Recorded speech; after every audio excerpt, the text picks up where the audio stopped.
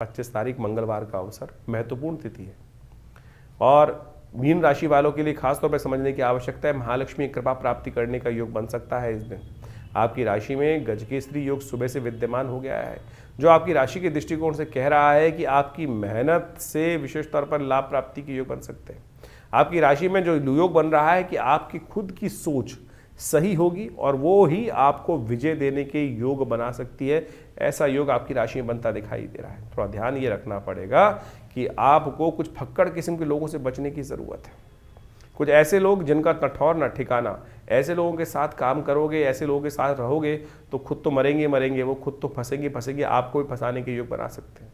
जो स्थिर है, गंभीर है, वो आपको खूब अच्छे से लाभ देने के योग बनाता दिखाई दे रहा है। इस दिन श्री पंचमी है, भगवती महालक्ष्मी को प्रसन्न करने का दिवस आरंभ हो रहा है। अब से लेकर 3 महीने लगातार जो भगवती महालक्ष्मी की आराधना कर लेंगे ना, महालक्ष्मी कृपा प्राप्ति करने के योग बन जाते हैं। पुराणों में इसका अद्भुत महत्व, देवी भागवत पुराण के अंदर श्री पंचमी, राम पंचमी का अद्भुत महत्व कहा गया है। ये राम विवाह पंचमी है, भगवान राम का विवाह इसी शुभ तिथि में हुआ था। और साथ साथ सागर मंथन से भगवती महालक्ष्मी की उत्पत्ति का रास्ता भी इसी दिन से निकला था।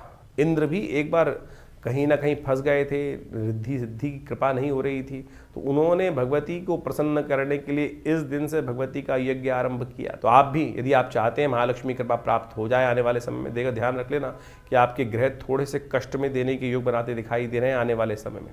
तो आपको खास तौर पर, क्योंकि 7.5 आप पर चल रही है और 7.5 शनि महाराज मार्गी होने वाले हैं और वो खेल बिगाड़ सकते हैं, आपकी राशि के दृष्टिकोण सफलता में अंकुश लगा सकते हैं। तो श्री पंचमी से यानी सिद्धि प्राप्ति करने के निमित्त, लक्ष्य सिद्धि करने के लिए महालक्ष्मी की आराधना इस दिन से अवश्य आरंभ कर देनी चाहिए। इस दिन मंगलवार भी पड़ रहा है, तो ऐसे में ध्यान रखें मंगल भी कमज़ोर स्थिति में चल रहे हैं। हमने विवेकानंद योगाश्रम में इस सुंदर तिथि में सुंदरकांड का पाठ रखा है। जो अपने जीवन में कष्ट से निवृत्ति चाहते हैं उस दिन अवश्य सुंदरकांड का पाठ करें, और जो आसपास दिल्ली में रहते हैं वो सादर आमंत्रित हैं विवेकानंद योगाश्रम में स्वयं आकर इस दिन सुंदरकांड में बैठ सकते हैं। कोई फीस नहीं लगती है। हमारे यहाँ जितने यज्ञ इत्यादि कार्यक्रम होते हैं उसमें सब लोग सादर आमंत्रित हैं। जो स्वयं आना चाहते हैं वो बैठ सकते हैं, आश्रम में अपना आस्थान आरक्षित कर स्वयं भगवती की आराधना कर सकते हैं। महालक्ष्मी की कृपा प्राप्त करने के लिए तो अद्भुत महात्म देवी श्री पंचमी बहुत अद्भुत योग है।